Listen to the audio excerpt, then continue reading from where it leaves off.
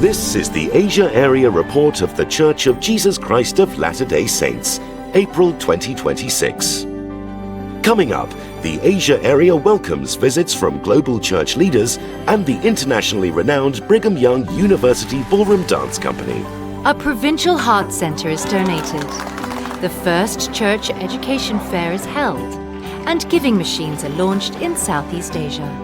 But first, groundbreaking takes place for the Singapore Temple.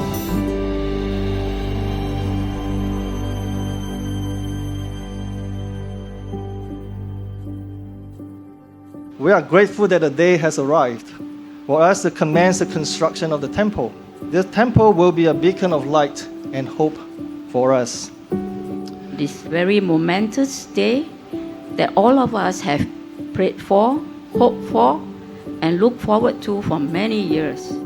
Members of the Church of Jesus Christ of Latter-day Saints, along with government, interfaith and community leaders, gathered on June 28th for the groundbreaking ceremony of the Singapore Temple, the island nation's first. Among the honoured guests was Minister for Education Desmond Lee, who joined over 500 attendees in commemorating this milestone.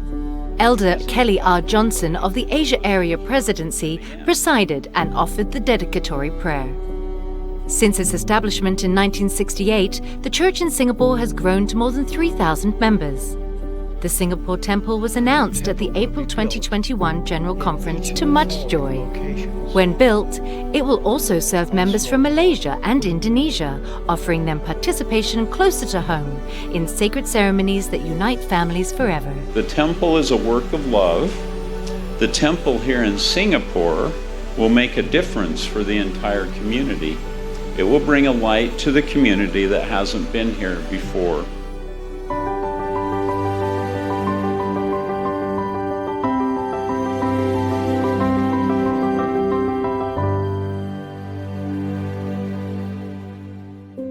Elder Quentin L. Cook's February visit to the Asia area brought a renewal of love and wisdom to the saints he ministered to in Cambodia, Malaysia and Taiwan.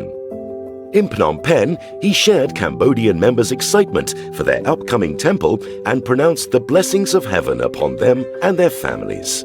Elder Cook was especially touched by the large choir of young single adults who sang at a members' conference. They were part of the 17,000 members of the church in Cambodia, which celebrated its 30th anniversary in 2024. They looked good and they felt good. And I had this feeling that while it has a history of not as long as some of the other areas, that the future is very bright. I came away with feelings that marvelous things were going to happen there, and I can hardly wait to see the temple be finished. Elder and Sister Cook next traveled to Taiwan and Malaysia, where they ministered to members and missionaries, grounding them on simple principles of building Zion, being an example, and focusing on temple principles and covenants. I see in the people I met with a commitment to the gospel of Jesus Christ, and that's what I'm most pleased about. On May 29th, President Susan H. Porter from the Primary General Presidency visited the National Pediatric Hospital and National Maternal and Child Health Center in Phnom Penh, Cambodia. President Porter toured the institutions and saw the impact of the church's support. Visiting those hospitals was a profound experience. We could feel their sincere gratitude for the help of the church because of our love for God and His children. We have different religions, but we have the same goal, is to help the people in need. As part of the Primary's initiative to organize annual service projects, President Porter brought a special delivery for 200 patients in the hospital from local primary children. I want to help them feel good in the hospital, like they feel at home. When we are helping the kid in the hospital, God help us too. President Porter also ministered to members and leaders of all ages. She taught them to turn again to prayer, service, the temple, and God's love and promises to them. เราได้มานั่งฟังคนที่เรามักเป็นคนนี้ที่เราแบบมักหลายเพราะว่ามันก็ตรงกับเราอีก From Thailand to Laos to Cambodia to Taiwan, I just felt so much love and joy around the saints. When we're serving others, we feel more energy and joy.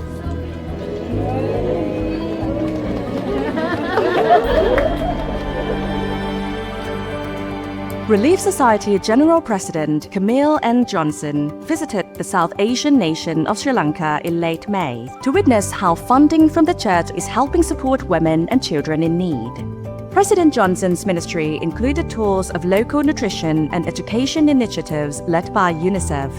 Since 2013, the church has supported UNICEF's work. Church funding has helped UNICEF train more than 2,600 health workers to prevent and treat malnutrition in children. President Johnson visited a clinic, a hospital, a primary school, and preschools to see firsthand the resources available for mothers and their children.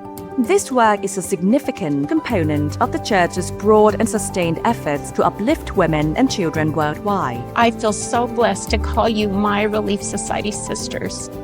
President Johnson, who leads the Church's nearly 8 million women, then continued her journey to see how the global initiative on women and children is working. With thousands of children screened and nutrition improving, she saw women eagerly being trained and sharing it with other women in their community. It is the heart and the essence of what we do in Relief Society. This program itself a lot, especially for the mothers.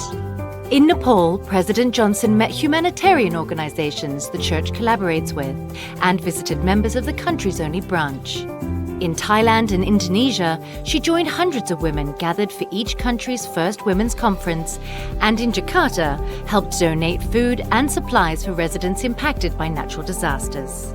I realized more than before how important the women's role in the church is. Thank you. I received a confirmation that we all can be a conduit for which the Lord can provide the relief for other people. President Johnson also met with Indonesian faith and government leaders to discuss efforts to improve childhood nutrition. We found the most vulnerable to know that we were there where those mothers don't have access to resources and education, and providing them with both of those things. And our members should know that the sacrifices they're making to contribute to bless the lives of their brothers and sisters all over the world, they're finding their way to the most vulnerable.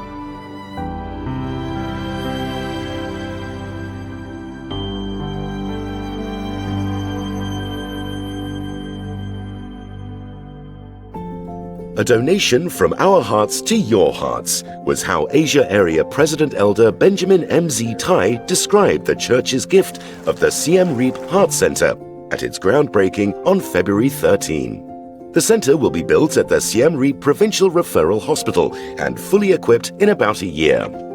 Siem Reap Deputy Governor, His Excellency D. Rado, thanked the church for its contribution, which will strengthen the provincial hospital and benefit patients from a wide region.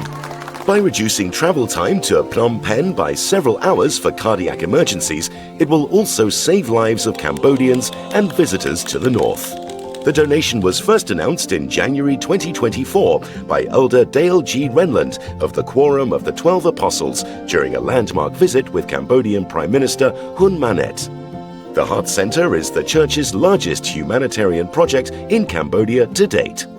We've been a part of this community for almost 20 years now, and we have a divine mandate to love God through loving our fellow men. This is one way that we look to give back. On April 30th, the esteemed Brigham Young University Ballroom Dance Company performed for the King and Queen of Thailand in honor of His Majesty's 72nd Jubilee. Elder Kelly R. Johnson from the Asia Area Presidency and BYU Vice President Steve Hafen welcomed the royal couple and helped receive tokens presented by the King. The company gave the performance of a lifetime, sharing the stage with traditional Thai dancers. When he was leaving and he was smiling at us, and just to understand that it was an honor to even see the King smile.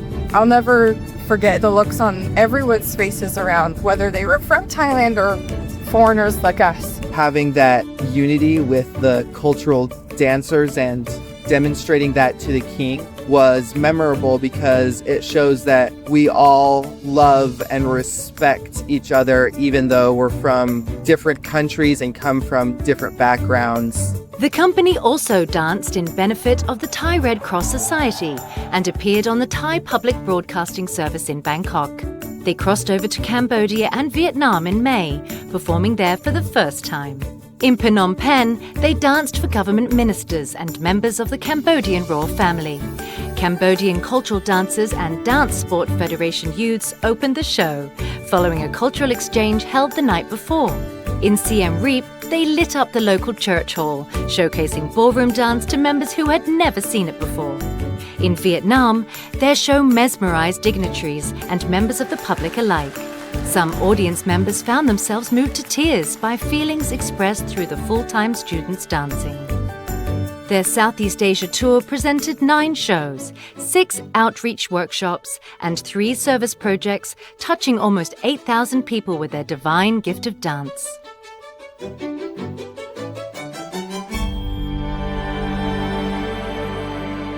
From October 17 to November 1st, the church held its first Asia Area Education Fair.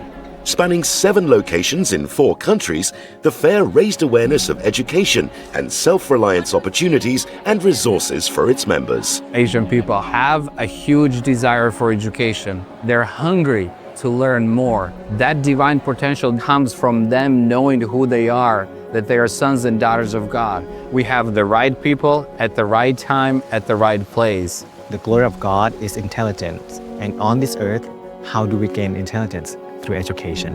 The fair brought together representatives from Brigham Young University, Hawaii, BYU Pathway Worldwide, and the church's seminaries and institutes and welfare and self-reliance programs, connecting them with over 1,000 local members of all ages and interests.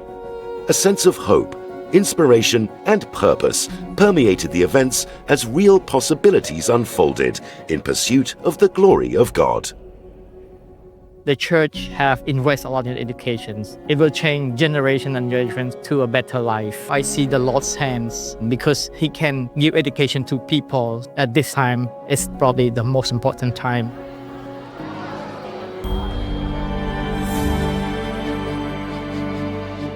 Over 230 attendees from 30 nationalities gathered in Bangkok in end July for the 2nd International Young Single Adult Conference. Themed Rooted and Rising, the blessings of gathering throughout the conference were countless. They're not alone, there's others just like them, and we're all part of this journey together. The spiritual highlight of the conference was visiting the Bangkok Thailand temple, some for the first time. 12 participants took the chance to receive their personal endowments. Church patriarchs also gave patriarchal blessings to YSAs who could not obtain one back home. When I took the endowment, I have the feeling that whatever I suffered till now, it was okay if I have the opportunity to be here today. I feel peace. I'm here and nothing else matters. The YSAs also packed 300 school hygiene and art kits to donate to a local special needs school, with a small group visiting the school first to interact with their autistic students. I saw Christ when we did this act of service. The fact of us coming here and sharing with them and having a good moment together was something like to follow the example of Jesus Christ. Overlapping in Thailand, the International for the Strength of Youth Conference drew almost 140 youths from 15 nationalities, many being repeat participants. FSY, organized by the church, aims to spiritually strengthen and empower young members aged 14 to 18 through a transformative 5-day event. It seeks to help youths build faith in Jesus Christ, cultivate friendships, and engage in meaningful, wholesome activities to discover, plan, act, reflect, and grow. I absolutely love FSY. Where I live, there's not very many youth, so to be able to come to a foreign country and to meet so many youth from all over the world with so many different backgrounds is such a special experience. The 2025 worldwide theme was Look Unto Christ, with a focus to help youths develop a personal relationship with their Savior. At the conference, youths also learned the importance of temples, how to prepare for a mission, receive personal revelation, ask gospel questions, and know where to find answers. The youths also volunteered to serve young beneficiaries from the Mercy Center in Bangkok, showing a Christ-like spirit that extended to their special sacrament meeting.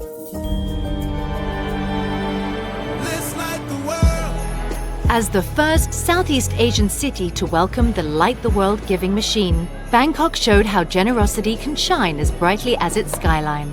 Sponsored by the Church of Jesus Christ of Latter-day Saints, the red vending machines revolutionized charitable giving. They were launched at Siam Paragon's new Nextopia attraction by local community and faith leaders and ran for a month from November 29. เป็นวิถีใหม่ในการให้ด้วยที่ว่าคนให้เนี่ยสามารถที่จะเลือกแล้วก็จิ้มแล้วจิ้มอีกแล้วตอนจบก็บริจาคไปหลายกล่องมากแล้วก็รู้สึกมีความสุขมากค่ะ Beneficiary charities determined their needed items and donors could select these and immediately know how their money would be used to help. 100% of donations would go to all 4 participating charities. ในห้างที่มันยุ่งมีคนเยอะๆนะครับอย่างน้อยๆเรามีมุมนึงที่อุทิศไว้สำหรับการให้ที่ช่วยให้ครอบครัวมีส่วนร่วมมากขึ้นการที่เขาได้มาสัมผัสมันทำให้เขาตื่นเต้นกับการให้มากขึ้นครับ Light the World giving machines in the Asia area were first launched in Hong Kong for Christmas 2024. Nearly 3,000 donors contributed over 270,000 Hong Kong dollars during the campaign at Newtown Plaza. The church ensured 100% of all donations went to the 5 participating local charities. Beyond financial support, the campaign enhanced public awareness of the featured charities. It also fostered collaboration among them as they shared resources to meet new objectives. Building on its debut success, the Giving Machine returned to Hong Kong on November 26, continuing its innovative approach to fundraising through the interactive vending machines. They were located at Yoho Mall till December 29, with an increase to 6 beneficiary organizations. Around the world at this wonderful season, we're inviting everyone to light the world. And I promise you this, the world is looking for light. The world wants light. And these fantastic partners and friends are just the beginning of light. That one candle will become millions as you contribute. As before, the public could purchase items requested by the organizations, making the act of giving more personal, transparent, and engaging.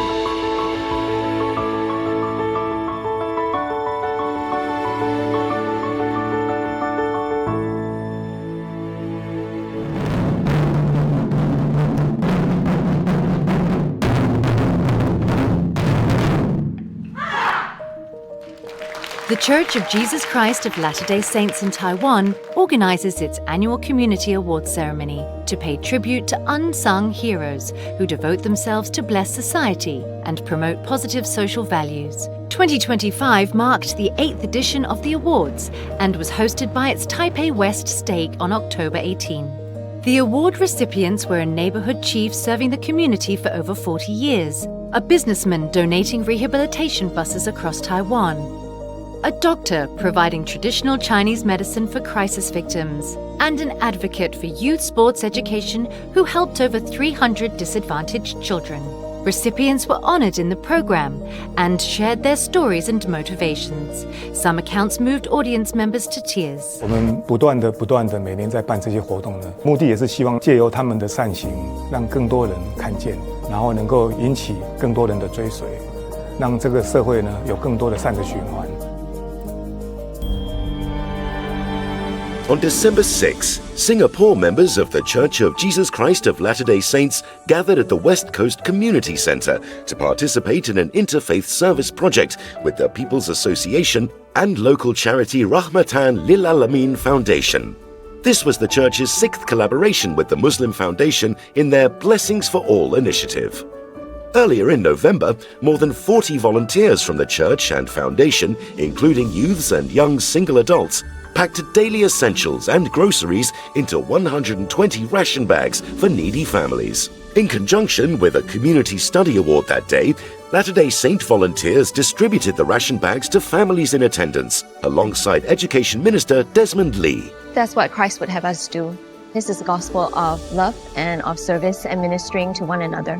I think it's a great event where we have community organizers and the church and others that come together to support great community initiatives. The church has the resources, is willing to do it, so let's give back to society. That evening, church members in neighbouring Malaysia performed a Christmas nativity pageant. It was held in conjunction with the Light the World global campaign to celebrate the birth of Jesus Christ and his light through service. Around 100 members from 10 ethnicities formed the pageant's diverse volunteer cast and crew. The Kuala Lumpur District Centre filled with over 300 members, attending with family, friends and special guests from other faiths. こういった機会を与えてもらえるのが初めてだったので、もう最初からすごく感動しました。For the second year, child beneficiaries from the Pure Life Society were invited to participate in the Christmas event. They sang and performed at the start of the program and later received gifts donated by the church. We want to show that this is the Christmas spirit that we want to give to everybody. So we hope that tonight everyone has captured that feeling of the reverence and the love that the Savior has given us. This has been the Asia Area Report for the Church of Jesus Christ of Latter-day Saints, April 2026. To watch the World Report online and watch full-length versions of these stories, subscribe to the Church Newsroom YouTube channel or visit newsroom.churchofjesuschrist.org.